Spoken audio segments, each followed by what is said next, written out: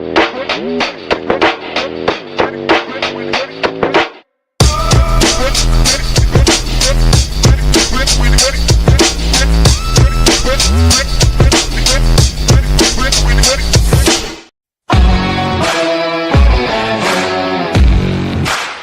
tuned into SEC Sunday Night, part of the Chief Sports Network.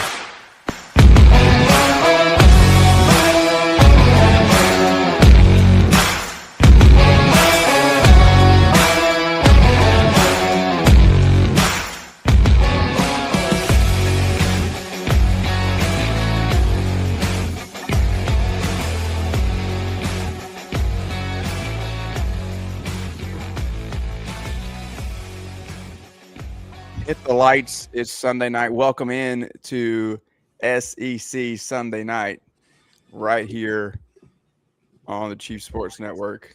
We're excited that you are here with us. I am Rob Williams. He is Craig McMichael. We are joined off the rip, as always, by our good friend and esteemed, talented, and award-winning producer of the Message Board Genius podcast. And we are proudly presented by Hewitt Damaduras Law, HD Law, SC.com. Brad and Dean are the best in the business, and if you want an experience like you get right here, where you get to have a laugh, you get reliable advice, you get quality friendship, you get a family atmosphere. The one thing you won't get, good-looking dads. That's it. You'll get all of that at Hewitt Damaduras Law. Tens of millions of dollars won for their clients, whether it's an insurance claim or anything that falls under that category. Last week, I mentioned dog bites, which is on the website, and in case you got a kick out of it. So I won't roll through everything they can do, but if you need them for personal injury in any way, shape, or form, hdlawsc.com, Hewitt Damaduras Law, proudly presenting SEC Sunday Night. Okay, boys, let's jump straight into this because normally I would say, hey, how you doing? What's in your glass tonight? But I want to kick off with a different question tonight because we are golden, and I'm going to steal the thunder so that Craig can't sing like he's straight out of K-pop Demon Hunters. Where were you when the goal went in overtime today and USA Hockey defeated Canada? I'm done hiding now. I'm shining like I'm born to be. Okay. Laying on my couch and watching him score. I think my earbuds just blew out. Well, you probably did. Craig was on the couch. I was on the couch. Go ahead, Casey. Were you watching the game? Were you out? Richmond Hill, Georgia. Val Henderson Park, watching 8U travel soccer with the AirPods in, watching the game on the phone. And I jumped and screamed, and all the parents looked at me funny, and I was the only one apparently watching the game on my phone. So I made a big deal of it.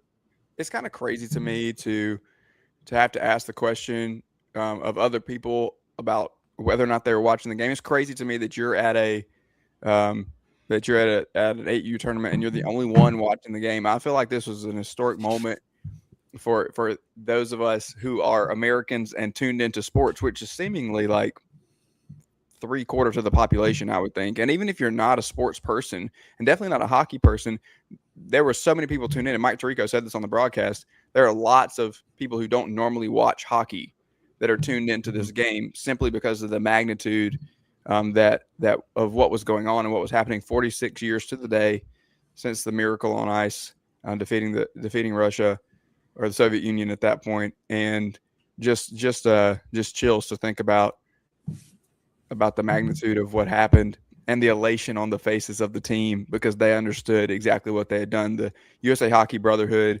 really shining there on the ice today. Was a great opportunity and a great win for the two of you who are more northern born than me. Maybe growing up with a little more hockey around you. What did it mean for you guys? It was huge for the state of Michigan. So Team USA actually trains not far from where I'm at, about an hour from us. We'll hold the state championship for Michigan high school hockey there next week. And on the roster tonight, you had 6 guys who graduated from Michigan high school. Dylan Larkin, Zach Wierenski, who when he was growing up playing hockey, played in my nephew's organization now. Jack Hughes, who scored the game winner. Matt Boldy, Connor Hellebuck, and Jack Eichel, all Michigan natives, and all were on Team USA. So that's like a quarter of the roster. If Jack Hughes is from Michigan, then his brother Quinn's probably from Michigan too, right? Yeah. He did not grad. So this is Michigan grads. So Jack. Oh, University of. Gotcha. Yeah, Jack. No. Michigan high school. They graduated from a Michigan high school. So interesting. I don't know why Quinn did. I'm not sure why Quinn didn't, but yeah.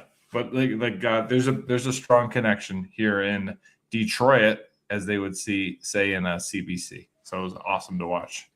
Yeah, for me it was great too. I'm a lifelong hockey fan. I tried to play in my youth. I did all right, but just my parents really didn't want to have to follow me around the country, and practice was at 5 a.m. and I really didn't like waking up. But as far as watching the game, I'm a diehard New York Ranger fan, and there were two New York Rangers on the USA team, and they were really like character guys, and they weren't going to get the highlights, but both of them came up big today. Vinny Trocheck and JT Miller. JT Miller won a draw and was able to dive and clear a puck on the 5-on-3 power play against, and Trocheck was on to win every faceoff. So yeah, I love it. I didn't realize, this is going to tell on myself, and I didn't realize that the U.S. has not won a gold since 1980 until they started saying it. And also the announcer, what's his name? His dad was what the hell's his name? His brother's the basketball guy. No, his dad, but it was the Knicks. But he's the voice of the New York Rangers too. So and he's the national voice too. So it was awesome. It was awesome to listen to him on my headphones. It was great for Team USA. And if you like hockey, like, it's one of those things, kind of like college baseball, Rob. You want the audience to. It's kind of a niche audience, right? But you want it to grow, and you hope things like this help it grow. Because it was awesome, and Team USA has fantastic players, and they were probably outworked for, I don't know, 30 minutes. The last 30 minutes, the last 10 of the third period, they kind of got their legs back a little bit, but they were on their heels for that whole second period into the third period. So for them to pull out a victory they were probably not as good as Canada, but to pull it out, it was just amazing. And when you go 3-on-3, it's anybody's game, right? That's it. So and much fun. It was an incredible play to see that goal scored there at the end. The words literally came out of my mouth as you could see the advantage, the 3-on-1 breaking loose. I screamed, "There it is!" And just at that moment, you see the puck fly in. That was Wierenski to Jack Hughes for the win. So there you go with your Michiganders. And I told my wife, she said, "Where does Jack Hughes play?" I said, "He's a New Jersey Devil. I hate him every other day of the year except for today." Absolutely. You're not a Marty Brodeur guy? Oh, no. You mentioned college baseball, Casey, and on that note, I will go to our. Hang on, I got one more Olympic thing. Scores around the league. What is your last nugget on the hockey game, Craig? So not even in the hockey game. Shout out to Jaden O'Brien. So our best friend's niece was a pentathlon ACC champion at Notre Dame. And in August, she got a phone call to join the women's 2-man bobsled team. Her and her teammate finished 7th in the world yesterday, which is absolutely incredible. Amazing.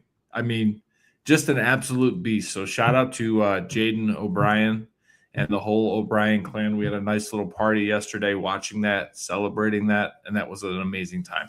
Incredible cool. Tie-in there. It's really cool to have a personal tie-in to the Olympics. As Americans, we're all clearly invested in this, but to have a personal tie to an athlete is a really cool kind of extra icing on the cake for this. And I'll add to that too, because we didn't know, we had no idea, but my wife taught one of the women's hockey players in elementary school, and that's awesome. Incredible. Alex Carpenter for the U.S. hockey.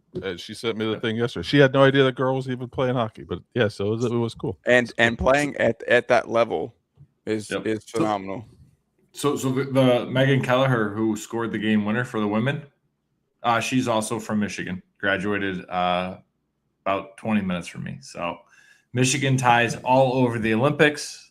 The U.S. set a new record for gold medals. So Michigan says, "You're welcome. Don't make fun of the mitten, boys." There you go. There you have it. And now, now that we've closed up our Michigan segment, it's time to get back to the SEC scores around the league. Let's begin with basketball. I'm just going to run through some important scores in all of these sports, and then we'll react a little bit. Today we have number 12 Florida over Ole Miss 94-75. Or this is yesterday. I'm sorry. Tennessee takes down number 19 Vanderbilt 69-65. Georgia 91 over Texas with 91-80.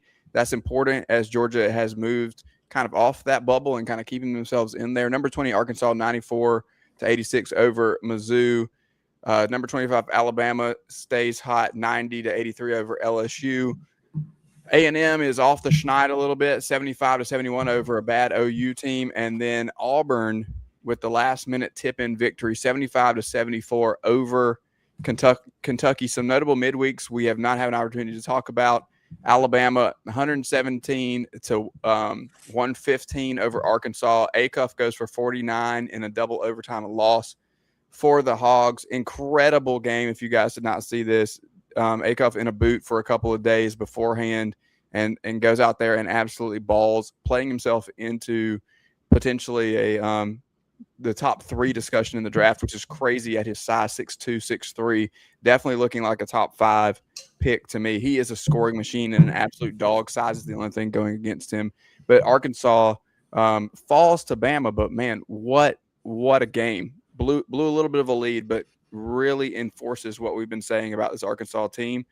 And then Bama couldn't miss at the end of that game. And when Bama gets hot, that's where you're at. Yep. So Vanderbilt actually went down to Missouri 81-80 in the midweek as well.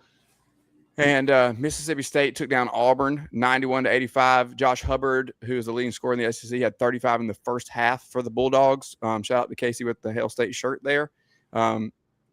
Georgia took down Kentucky 86-78. So we see some kind of back and forth here. I mentioned the Georgia over Kentucky, getting them off the bubble. We've got Texas A&M, who had been really hot and then hit a skid, being able to get that win against a bad Oklahoma team today, as I mentioned.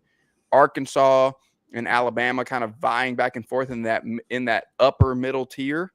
I think Bama is so streaky, and if they go cold in the tournament, it's going to be lights out. But when they're playing at the top, and Phylon had 35, I believe, in that game against Arkansas, which kind of gets forgotten when Acuff goes for 49.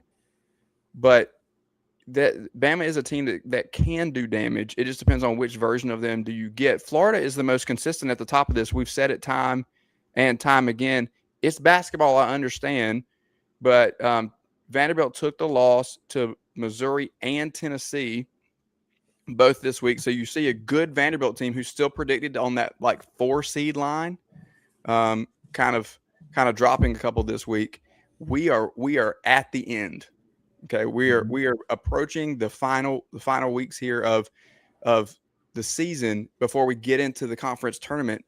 And I'll echo something that I heard on Inside the Gamecocks last week with their with Rafael Esparza, who's on just about every week to talk about the betting lines, and he has no affiliation with anybody. He's strictly handicapping these things.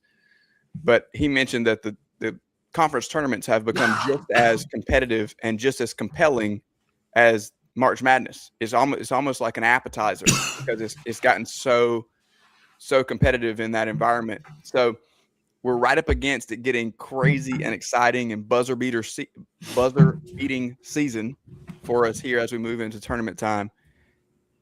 A little bit of chaos. Mm-hmm.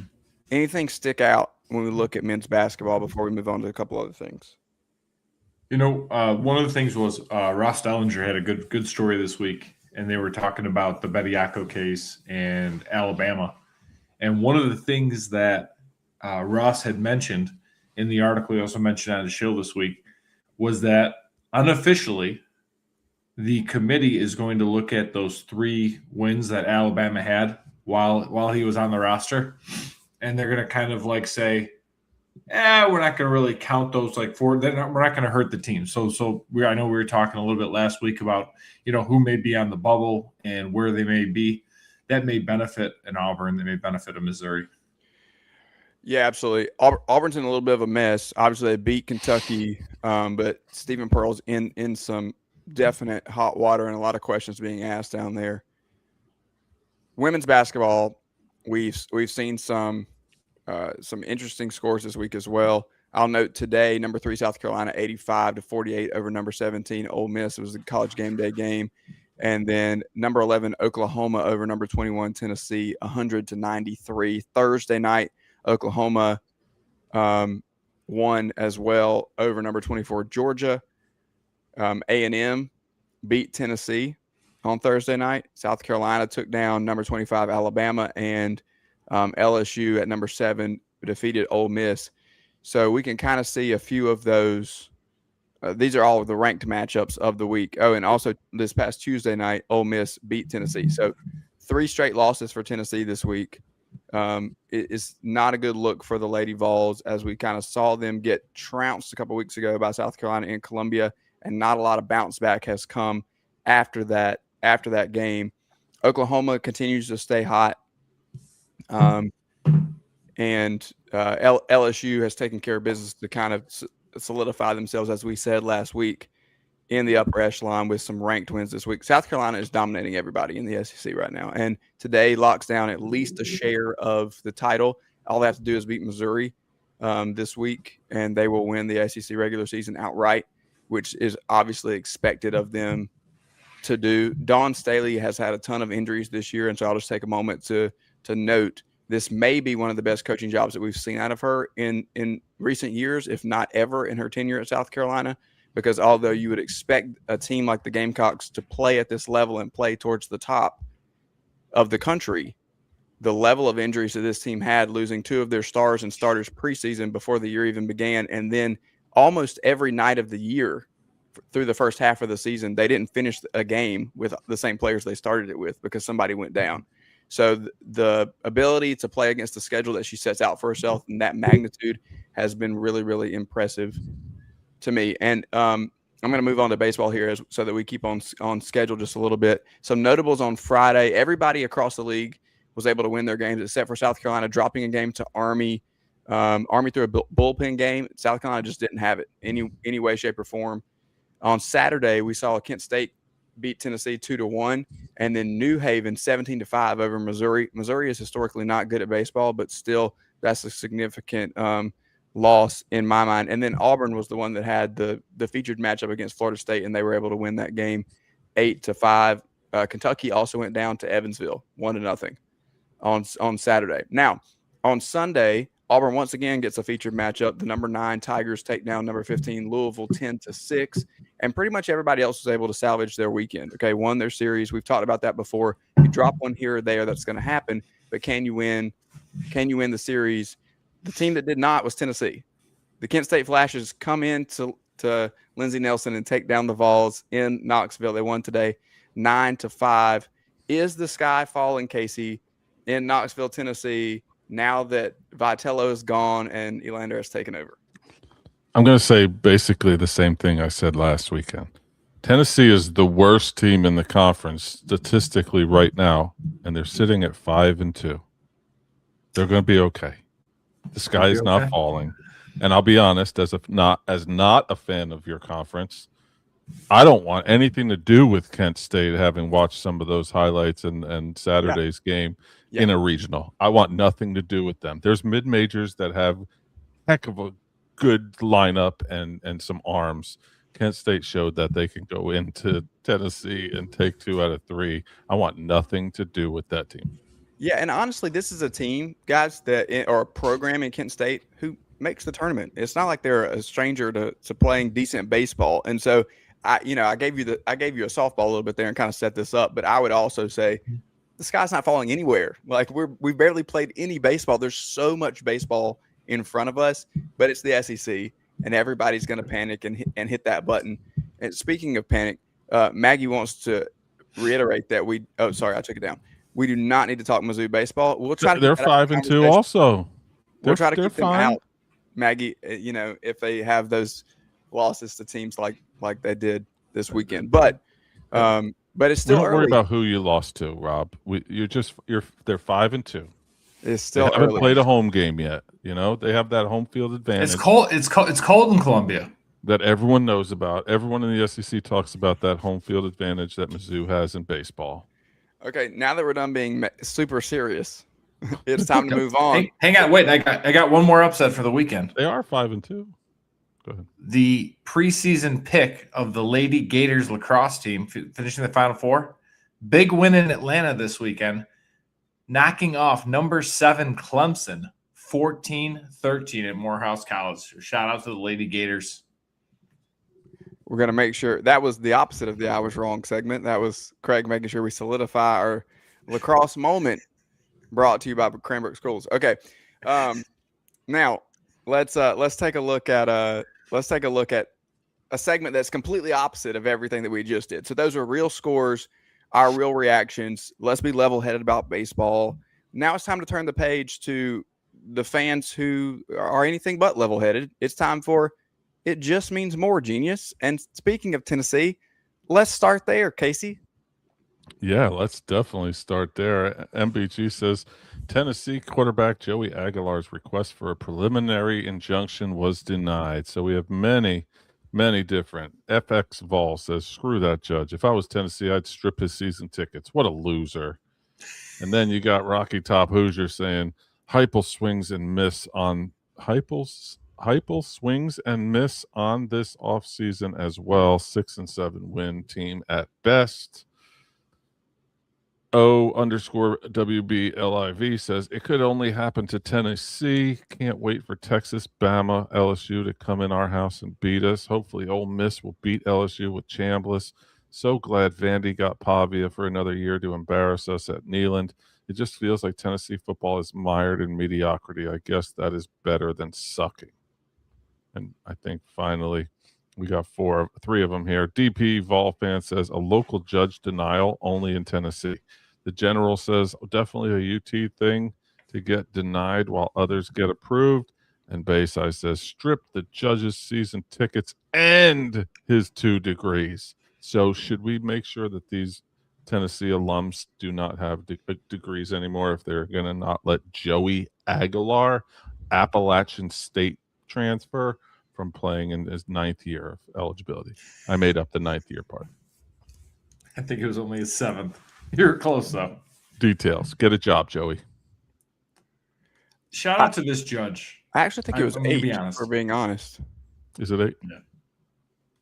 Whatever it was, like, Tennessee's in a better spot. They have 2 5-stars that are waiting to come and take the spot. Let the 5-stars play. Okay, we saw what Joey Aguilar did. He was fun and exciting, but he threw too many damn interceptions. So probably if this guy was a true Rocky Top alum, he saw what happened against Georgia. He saw what happened against Vandy. And he's like, I don't need it again. So give me the 5-star kids. Let the kids play. So he's playing chess and everyone else is playing checkers. Exactly. I'll be interested to see what happens here. I spoke with a coach who has an intimate knowledge of the Tennessee program this weekend, and he mentioned to me that he thinks there's a chance McIntyre wins out the job, and then as they start the year slow, Faison Brandon kind of comes in and takes over. I can see that being the path for Tennessee. I'm just not sure in a Josh Heupel offense that is obviously predicated on accuracy at the quarterback position that a true freshman in Faison Brandon is going to be your best bet. However, if they scuffle coming out the gate and they stumble and they drop a few and big season goals are out the window, then yes, you make the change. But that leads me to another thought, because Craig, in your mind of, hey, let's rip the Band-Aid off and move on to the next best thing. We already saw some hot seat talk about Heupel last year. if they stumble out of the gate and they drop a few and it's like, hey, we need to go to the true freshman, that may buy a little more time. But is that a year that Josh Heupel can sustain in Knoxville? I think that would be my question moving forward. So I think the ace in the hole and where Josh Heupel will be benefited, who brought him in? Danny White, the AD who came with him basically from UCF. So I think there has that ability to kind of grow and expand here. And the other benefit for the Vols is they're going to have Georgia Tech early. Georgia Tech lost Buster Faulkner and also lost Haynes King. So Georgia and Tech Aaron Philo, for what it's worth, they don't even have the backup. I don't even know who that is. That's Buster Faulkner's projected starting quarterback in Gainesville, Florida. Yeah, he was his backup. And I know. I was teasing my article is dropping tomorrow about SEC quarterbacks that I may have made that joke about Florida. There you go. Well, I mean, you're right though. Georgia Tech loses a lot. It's just going to be interesting for the Vols. I think it does fall apart. And the other side of it is Jim Knowles coming in on the defensive side of the ball, and how quickly can he right that ship? Okay, we could do this all day, but it's not Tennessee week, so let's move on to the next board. All right, MBG tease this one up. It says Kentucky needs to get out of the SEC. Let's keep repeating this with the SEC, says Derek SDSW. Why Kentucky stays in this conference is self-sabotage at this point. How many of these have we seen at this point? How many times? I think South Carolina's been there a few times. Auburn's definitely been in this conversation. Is it basketball or football? Or this has got to be basketball because they've dropped a few recently, and Georgia. And then they lost on that tip into Auburn, and Mark Pope kind of let it fly as he walked out of the press conference. I'm not sure if you guys saw all of that, but I think the quote was to his AD, "If those MFers try to fine us, screw them. I didn't say anything about how bad they cheated us." But that was away from the mic. He had left the table. So he didn't get a chance to. He wasn't actually in the press conference. He was actually out of the shot, but he's talking loudly enough that it picks up and you can hear it. And it was definitely intentional.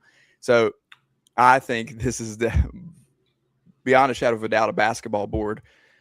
But this whole thing about getting out of the SEC is hilarious to me every time it comes up. Can we trade Kentucky for Ohio State? I'm not sure that Petiti is going to go for that. But speaking of outlandish takes. MBG says South Carolina head coach hot board version 1.0, number 1, tech billionaire. The Waker says we need to hire a basketball-obsessed tech billionaire as head coach, one that's worth several billion, not enough to buy a pro team, but enough to where they could afford 30 to 40 million in NIL and take ownership of a college program. They get to play head coach, general manager, whatever, and live out their sports fantasies. They can hire a real coach to do most of the coaching/recruiting. Sounds silly, but it's the only way, in my opinion. I love the sound sillies. That when how much does this guy think that an NBA team costs? Yeah. I don't know, but he wants this guy to be hired as a head coach GM, and then he's going to hire another coach to do the coaching and recruiting. That's apparently the take. And so here's the other question: if you're spending $30 to $40 million, that's becoming the going rate in football. So watch your chocolate chip cookies, everybody. Maybe this is really a football post for Shane Beamer. Get out of here. Okay, Did you mention 30 to 40 Oh, did you see how quickly? Wait, Casey, did you see how quickly we just moved on? Didn't even want to dignify. Yeah, it is. This is the best one, though. I only pulled 2 of these because in the interest of time, but go ahead. All right. MBG says Canada lost. Suck it, Canada. We go to BB79 says 3v3 illegitimate medals. And we go JTB 1974 says most undeserving win ever. Okay, of course we had to throw in a little bit of gold medal flavor what here. Message as if board we is haven't that from? Thought about this enough. I need to ask MBG. I don't know what message board it's Olympic. You can't see it. You can't see it. I'm not sure. I can't wait to talk to him on Tuesday night. Well, I'll ask him. He ChatGPT'd those boards. MVG was working over. He got his start on NBA boards, so I'm sure he's got the keys to all the boards at this point. Oh, I guarantee it. But I like the honestly, like I like the 3-on-3 hockey, like of how open that was. Like it is. Well, they want a winner, like, right? Like that's what they're doing. They want a winner. There's too many times in the NHL, even that they go 3-on-3 and they go only 5 minutes. They did 3-on-3 for 20 minutes, and if it was still tied after 20 minutes, they were going 3-on-3 for another 20 minutes. There was no shootout in the gold medal game. I mean, they need a goal. And if you go 5-on-5, we've seen it. 1996, the Colorado Avalanche and the Florida Panthers went 6 overtimes. We could have been there until like now-ish, right? Which is fantastic. It's edgier seat stuff. But they have closing ceremonies tonight, so they needed to get a winner. So 3v3, golden goal is how it's going to be. And the cope is amazing on these fans, the Canadian fans. It's crazy. I thought they were so nice, but they are not happy. They think because they played better that they deserve to win. Sorry, that's not how the puck bounces. Is this better or worse than MLB putting the guy on second base? I thought it was. I think it's great. Better. I'm not even trolling. I think it's great. Yeah. No, I agree. I do too. I like I do. Do you like the second base thing for baseball, or do you not like that piece? But it still takes it takes a base hit that gets through to score them. But no, I don't like it. I don't but like again, it either. And they're trying not to go. They're trying to save pitchers because pitchers are right. big money people. So I get it. I've been to a 17 or 18 inning game with the Tigers and stuff. Those can be long. It's and amazing. Those, like, wreck a bullpen. You and me are pitching in the 17th. I love it. Well, needless to say, as soon as I go in, I'm goosing. Casey summed it up well. Coping happens everywhere, and this is top level coping, almost the same as Flau'jae Johnson's mom saying that her daughter wins on the game and in real life. Casey, thank you for being here with us tonight. Thank you, boys. Have a great show. As always, it is 8:32 on SEC Sunday night. We'll be back in just a moment with Wes Pruett to talk about Arkansas football right after this. At TriFit Physical Therapy and Performance, we believe true health and peak performance start with personalized care. Whether you're an athlete recovering from injury or just chasing your next personal best, we're here to guide your journey. With expert coaching, hands-on therapy, and transparent cash-based pricing, you get the care you need without the insurance red tape. One client drove 100 miles just to see us and said it was worth every mile. Contact us at trifitperformance.com or 803-353-5619. TriFit Physical Therapy and Performance, where recovery meets results. When playing sports, you want a coach that will fight for you. At Hewitt Diamaduros Law Firm, we've got your back. Whether it's personal injury, insurance disputes, negligence, or wrongful death, our team delivers exceptional legal services that makes meaningful difference in the lives of the individuals and families we work for. Visit hdlawsc.com. hdlawsc.com. Hewitt Diamaduros, we're on your team.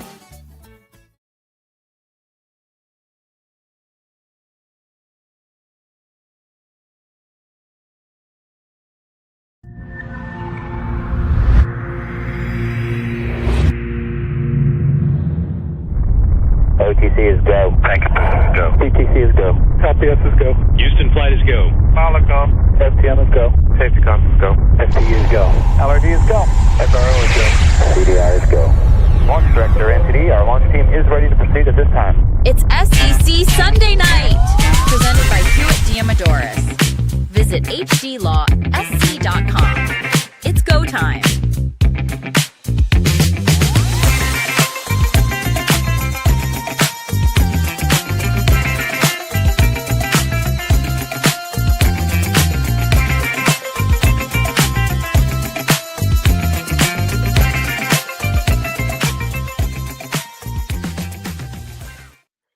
Welcome back to SEC Sunday Night, and we are now joined by our good friend Wes Pruett of 4-Star Sports, here to talk about the Razorbacks. Craig and I are starting our annual tour through all of the SEC teams here in the quote-unquote spring. It was 70-plus here in South Carolina on Friday. Tomorrow, the high is in the 30s. So I'm hesitant to call it spring because it's February, but it will be full-on spring football before we know it. And with a 16-team league, it necessitates that we start this early to make it through before we get to our summer conversations. Wes, if you'll just hit the unmute button there, I think on your end will be good to welcome you in. So excited to have you with us. First of all, how are you, my friend? It's been too long.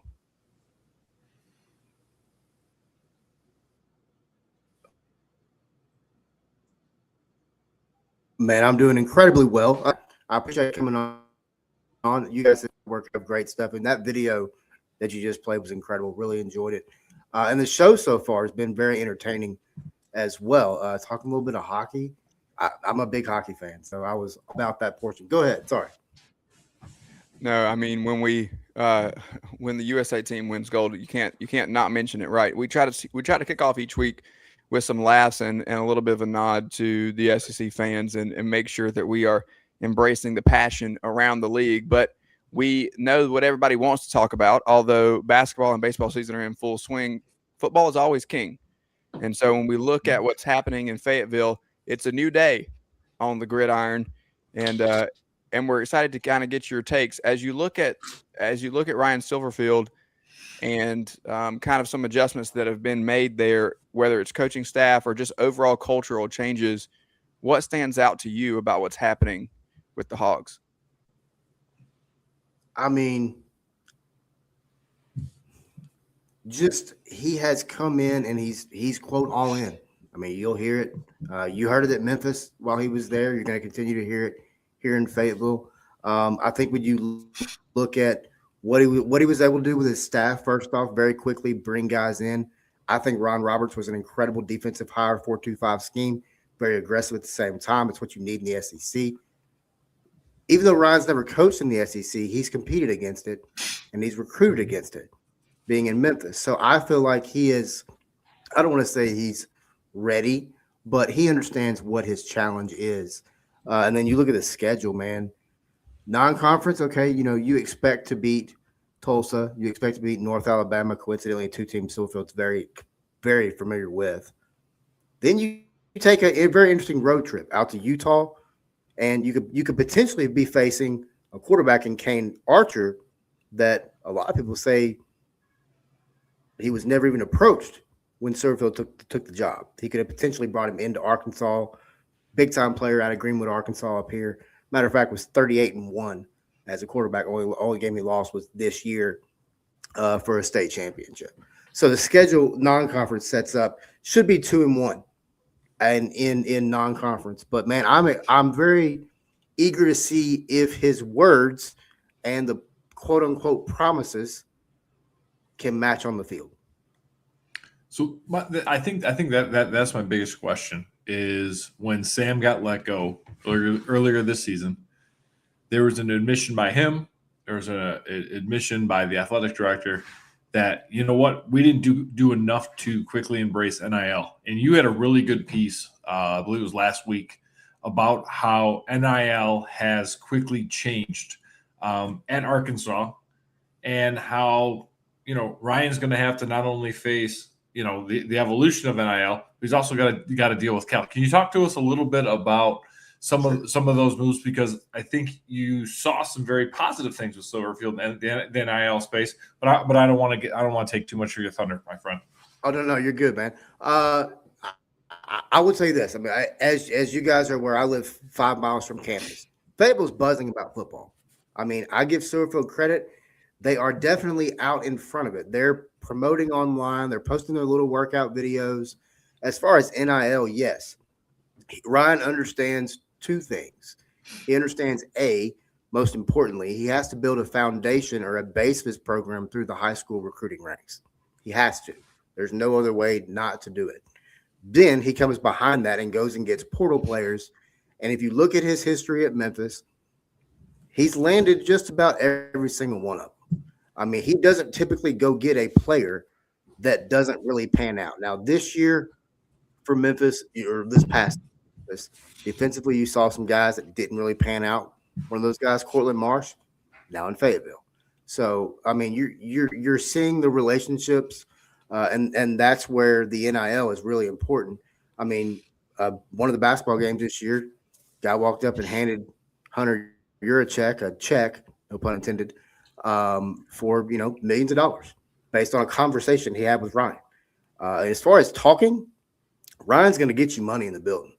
But he also understands he has to have a base or a team around him that understands NIL and understands how to work in that space, not only correctly and legally by the NCAA's guidelines, because I can tell you that he's not going to play these let's skirt around. He's not going to do that. He understands the severity of it. But with the NIL, man, he's done a great job.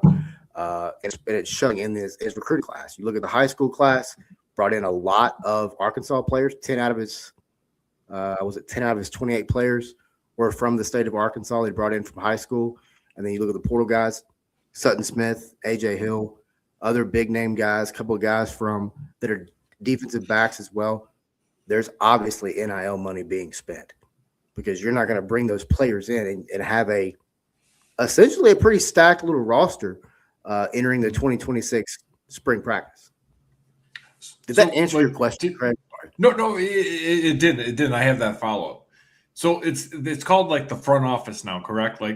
Basically, was it before this Arkansas maybe had like a couple of different collectives going on, and there was some confusion about kind of coordination. Where do I put my dollars in there?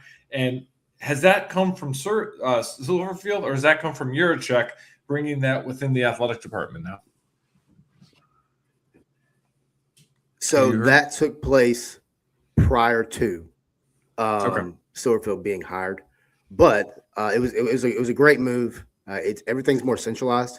Everything's more, as a fan, where your money's going now. Hey, if you want your money to go to football, guess what? That's where it goes. If you want your money to go to another sport, it's where it goes. It's very smart. There's also another NIL marketing company named Choose Arkansas. Definitely got to shout these guys out, man. Just recently sat down with their president. They do incredible work, but it's for the entire state of Arkansas, not just the university. So they're covering all levels, D1 through D3. Those guys are doing great work through the NIL, and it's because of Arkansas has gotten away from the quote unquote collectives, and now they're like, hey, no. If you're a collective, we're not going to play those games. Now, I don't know, man. Yurachek came out right before he fired Sam and said Arkansas didn't have the money to compete for a national championship. And now we are at February 22nd, and the day Ryan Silverfield signed his contract, he shook his hand and said, let's go win a damn national championship. I'm sorry, guys. I just don't understand how you can go from we can't compete to let's go win it in a month. I'm right there with you, brother, because I'm surprised he kept his job. It's a lot of money to bring in a month, and I don't know that the books would reflect that change, Wes. I would agree with you in that. Jonathan in our chat box says Arkansas fans need to give Ryan at least 3 years. I mean, I agree. I think I still believe that's the minimum, although teams have started to pull the trigger faster than 3 years when things don't turn around so quickly. You mentioned Silverfield and the hires on the staff, and the X's and O's may have been proven at the G5 level and may very well translate easily into the SEC. We'll see. But X's and O's are only as good as the Jimmys and Joes, right? If we look at what's been brought in, I've been kind of critical of transfer portal rankings on this show, but it is a standard of measurement that we can look at a little bit. Arkansas ranks 30th according to 24/7, but On3 has a different formula and has them at 7th in the country in terms of transfer portal rankings. What do you think about the not only the transfers that are coming into the program with Ryan Silverfield, but also some returning guys that are there as well to kind of bring this coaching staff's vision to life on the field?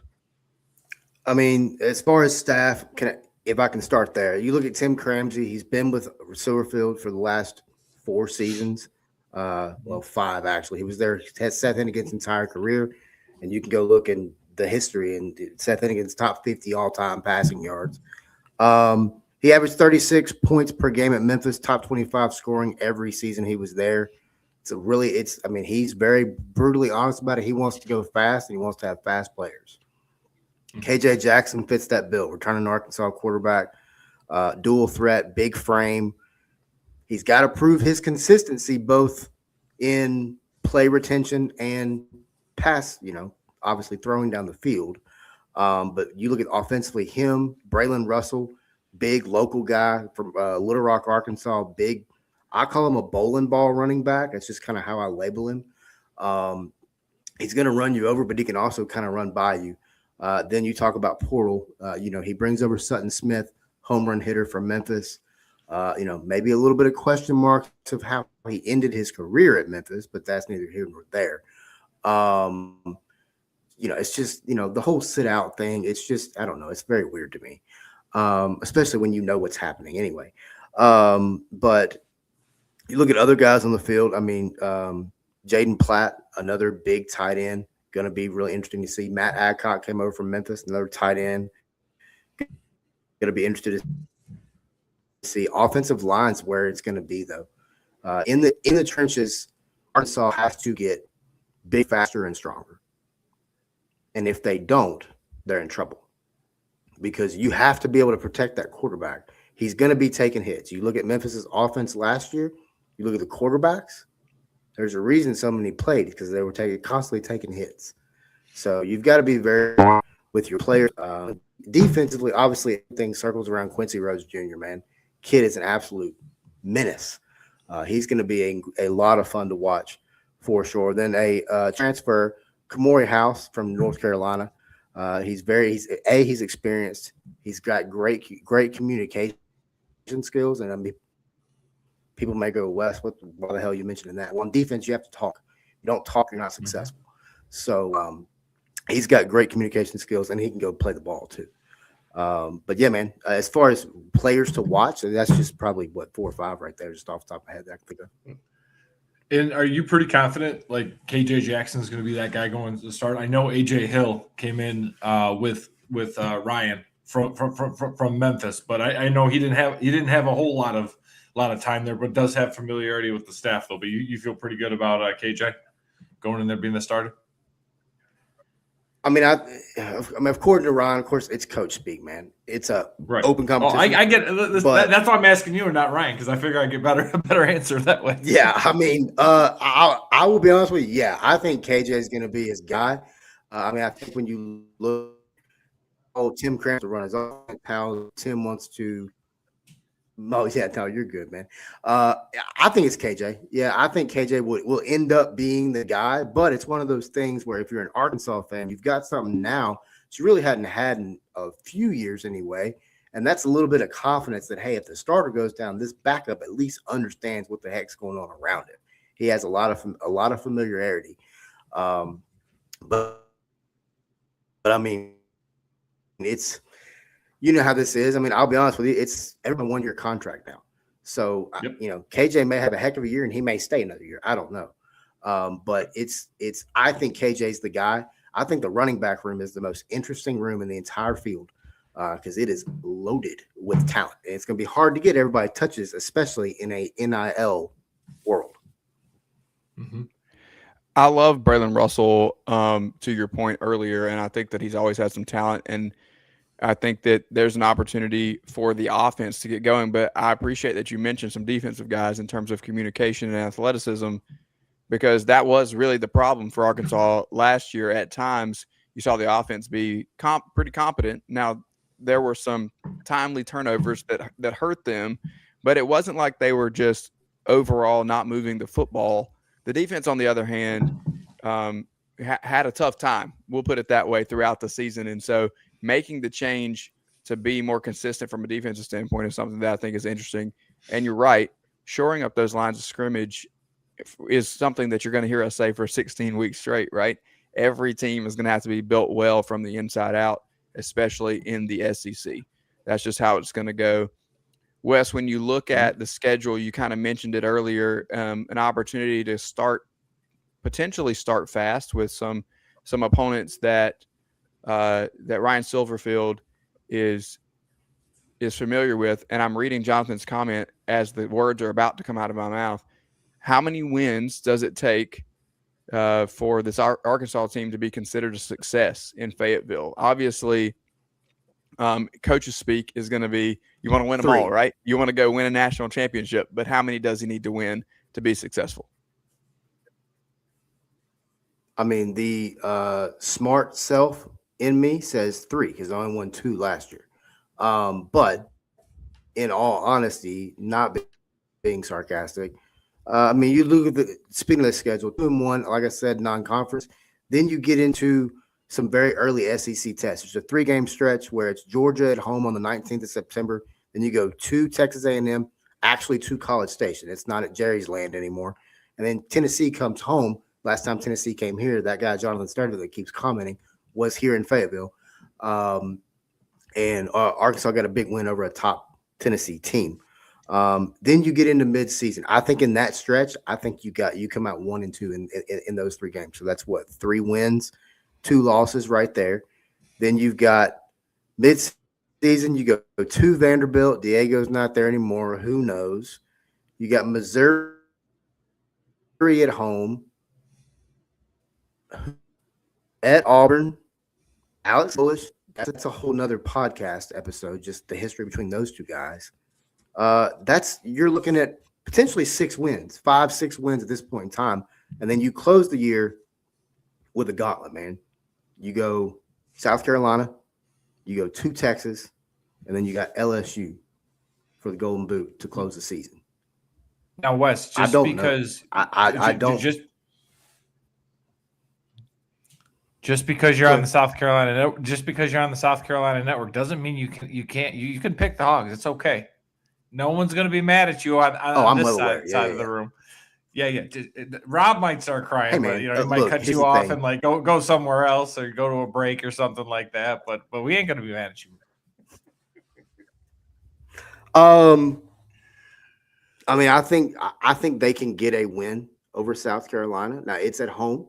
It's a little bit. I mean, that is one stadium I would love to go to. By the way, Williams-Brice. The game's not there, but man, I want to go to that stadium so bad. Anyway, I think you get Missouri because Silverfield, I think, is going to get them pumped up for that game, even though it's a bullcrap rivalry competed. It's just so stupid. And then Auburn, I think he gets it. So you're looking at what? 2, 3, 4, 5. You're looking at 5 wins right there. You beat South Carolina. You're looking at 6 wins. I give them 6 wins. I mean, I think there's 6 there. Let me rephrase that because last time I was on here, I said something about Eli Drinkwitz coming here, and I pissed off Maggie quickly. Apologize about that. But I mean, I think there's 6 attainable wins for Arkansas. I will say that. Now, whether they do that or not, that's not in my hands. That's why they pay the man $6 million a year. Exactly. There are lots of. I love the way that you phrase that because with every team, we do have to look at games that are winnable, but then ask the question. Ultimately, there's a reason that we have microphones in front of us and that there are people watching the shows because they want to know: do we think they're going to win the game? Do I like doing these record predictions? Not necessarily. Yes, you do. Do we do them every year? I was 69% last year, and I was down last year. You haven't heard me say that as much because I was closer to 75% in 2024 when we did this. But I think that 6 winnable games is a fair statement. When we come back, Craig and I are going to predict whether we think they actually win them or not.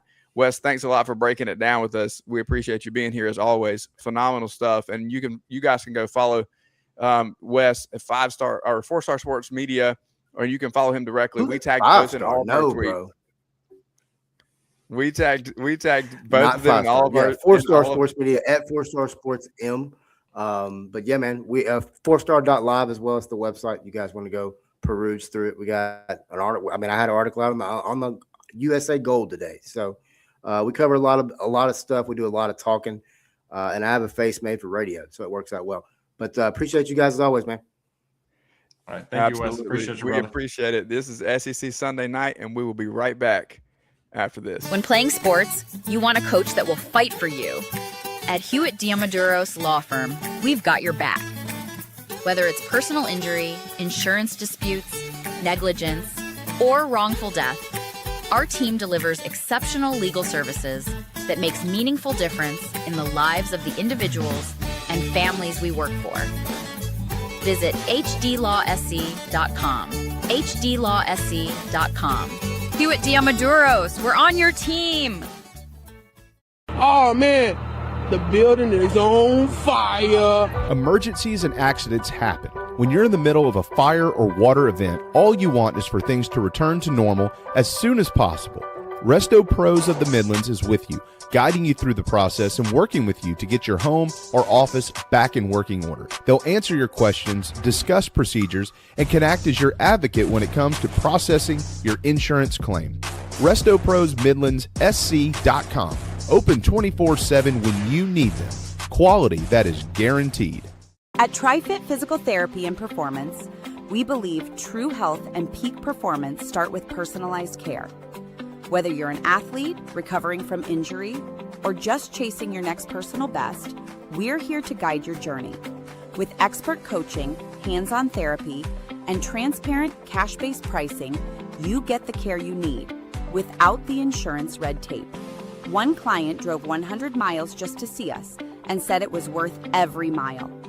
Contact us at trifitperformance.com or 803-353-5619. TriFit Physical Therapy and Performance, where recovery meets results. Yo, what's up? Baby, let's go!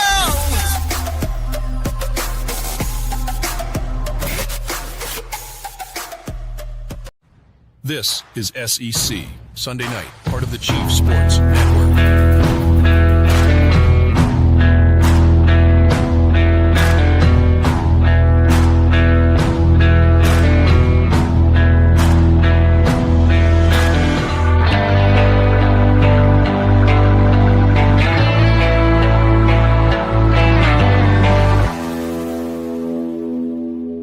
Welcome back to SEC Sunday Night Live on the Chief Sports Network. We're here, as always, presented by Hewitt Diamaduros Law, hdlawsc.com. Thank you, as always, to Casey Cregan for bringing us the boards from MBG. And also thank you to our good friend, Wes Pruett, for being here to break down the Hogs. It is time for a segment that you guys are going to come to love and know and be a part of. And if you are there still in our chat box, we have so many of you watching. If you're new with us, hello. Make sure that you're commenting and jumping in there as we get to this segment, which is probably, although I just said I don't like it, going to be my favorite segment going forward for the next 16 weeks.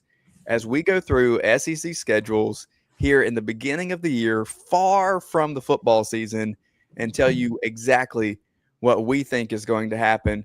Our good friends at Freezing Cold Takes, our man Fred over there, is just waiting with bated breath, fingertips ready to hit those retweets on everything that we send out with our record predictions. Will we be correct, or will we misfire on your favorite team? You'll have to tune in and find out. This week it is Arkansas, as we said earlier, and so Craig and I are going to work our way through here and break it down for you just a little bit. Craig, can you tell me if I'm frozen on your end as I'm splitting screen here?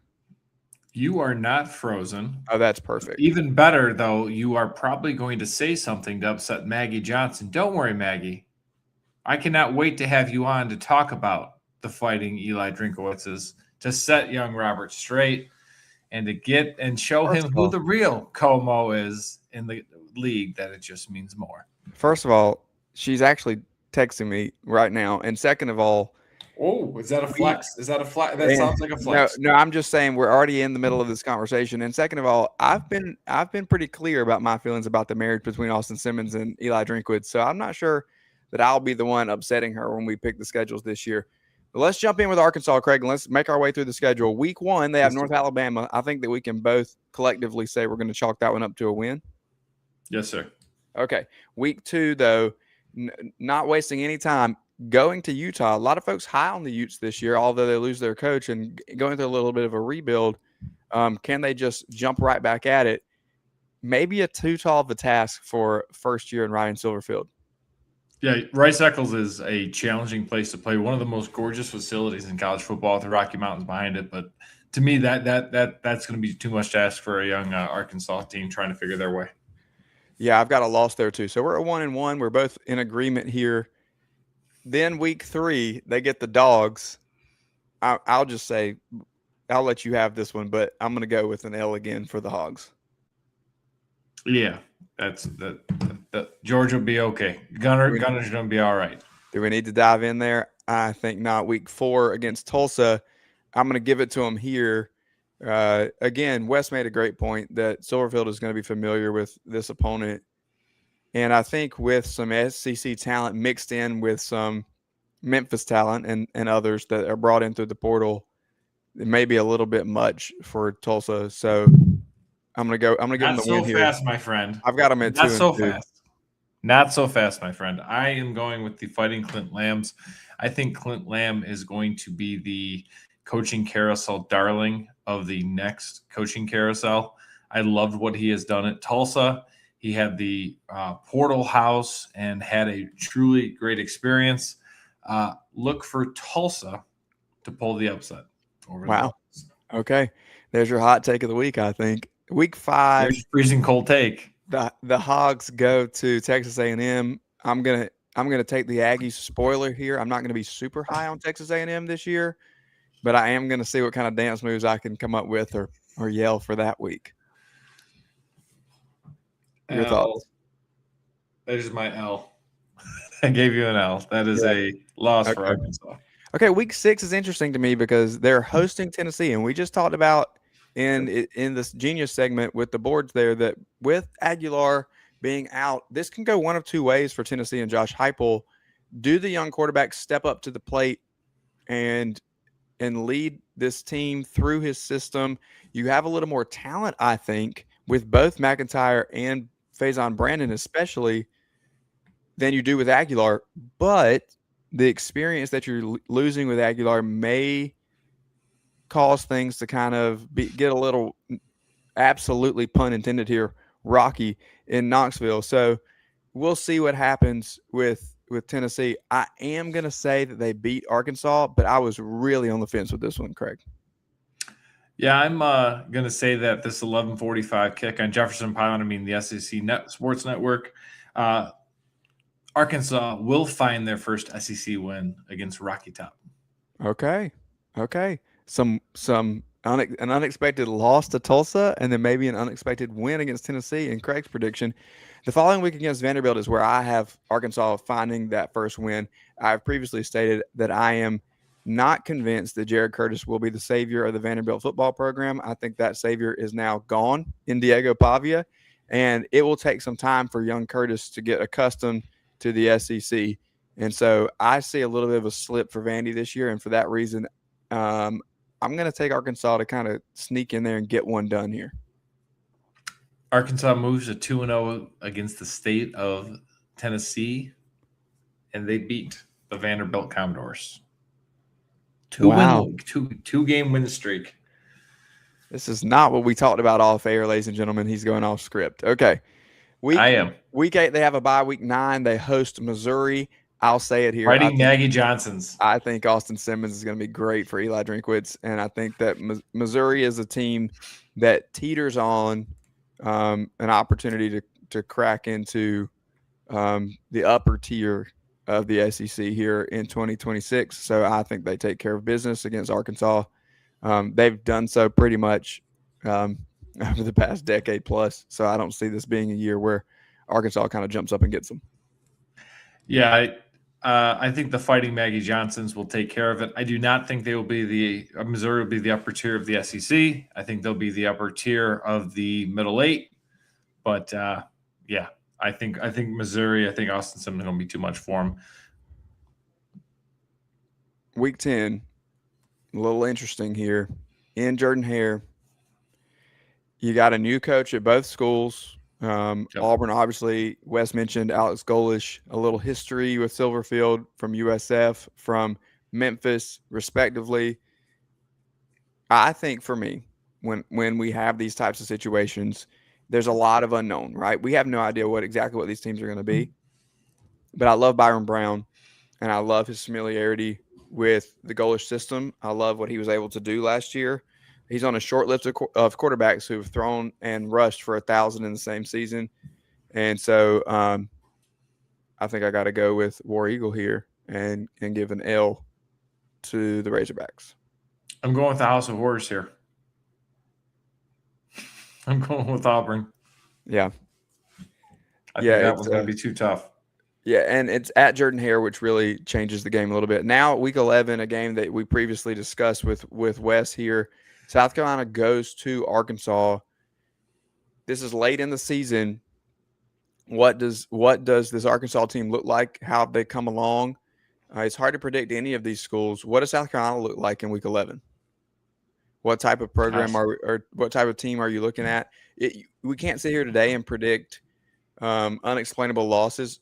We can't sit here today and predict big momentum, game-changing wins. And we certainly, as South Carolina fans, found out this weekend with projected starting left tackle Jacarius Peak going down to a knee injury, undisclosed knee injury that may or may not be season-ending. The jury is still out a little bit. Shane Beamer spoke to the Post and Courier today and said that they were optimistic, and so there's still a lot up in the air around that. But when you get a number one tackle in the portal who's a projected first-round draft pick and you don't make it to spring practice without an injury, it really speaks to we have no idea what's going to happen by Week 11 with anybody in terms of injuries, and things can happen. So I'm going to not be a homer here, but I'm just going to look at straight talent on the rosters. And I'm going to go with South Carolina in this game in Week 11. Another loss for Arkansas. Craig, your thoughts? Your nose is growing. You're always a homer for South Carolina. I know you, my friend. It's been 3 years. I know you. And that is exactly why I am calling the Gamecocks. It will be a sandstorm in Columbia. Gamecocks win. All right. There you have it. I think that these last two we can pretty much sum up. I don't know that we really need to pick them individually. At Texas and then hosting LSU, we like both of those teams. They're both teams who are interested. I like Texas at the top of the league. You know, LSU is interesting. I don't want to get into it too much because obviously we're going to talk about them down the road. But I like them enough to be. I think the floor. This is going to be a spoiler. I think the floor is 8-4. And so if the floor is 8-4, the floor is Brian Kelly. The floor is Brian Kelly. So I mean, wow, in 2026, so glad we spent $75 million to deconstruct the roster and promote financial stability and Baton Rouge to bring in Lane Kiffin to still go 8-4. Way to go! No, I think that's the floor. I don't think that they will stay there. But even if they have a quote unquote bad season, I think they beat Arkansas. So for me, that unfortunately has Arkansas at 3-9. But according to Wes, that's success because you got more than 2 wins. You changed some things up on me, so I'm not sure. What was your final record prediction? Did you end up at 3 as well? I did. I ended up at 3-9. I couldn't do math. I had 2-12. I had like 14 games on there. Math is hard. This is why I was a social studies teacher, not a math teacher. Okay, so there you have it. We both have Arkansas at 3-9. That makes things easy for us. We differed a little bit on the games, and we'll see kind of how that plays out. You guys let us know. We will post this. We'll post this tomorrow so that everybody can react and let us know what your thoughts are on Arkansas. Next week, we will be talking about the South Carolina Gamecocks, and it will not just be me here to discuss it. We will be bringing in another guest to break that down for you, so that I'll just throw up the questions. Cocky.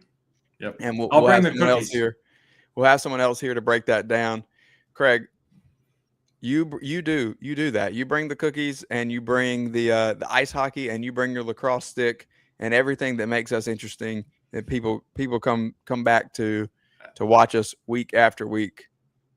You know what the key to a good chocolate chip cookie is? You got to get some fine kosher salt right on top before you bake it. You get the salt with the sweet. So good.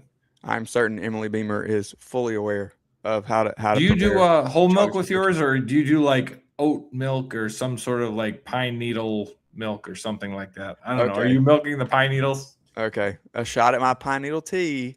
is not fair when we're talking about milk. I actually had a conversation about milk today where I really appreciate thick drinks. And so I'm good with it straight from the dairy where the cream is rising. No. What conversation were you talking about that you were appreciating thick drinks? I always say this. It's a fun fact about me for those who are still sticking around here at 10 after 9 that I appreciate. I like my drinks thicker. This is why I like eggnog. This is why I love milkshakes. So you know what? If I drink the raw milk that has the cream at the top where you have to shake it, the kind of where you can scoop out the cream off the top, I'm good with that. So yes, I'm definitely doing whole milk with my chocolate chip cookies. And on that note, I think it's time to call this one a night. This is SEC Sunday Night, live with you every Sunday night at 8 p.m. right here. He's Craig McMichael. I am Rob Williams. Let us know your thoughts on the Arkansas Razorbacks. We'll be back next week to go through all the scores in the SEC, to break down the message boards, and to talk South Carolina Gamecocks. We'll see you next time.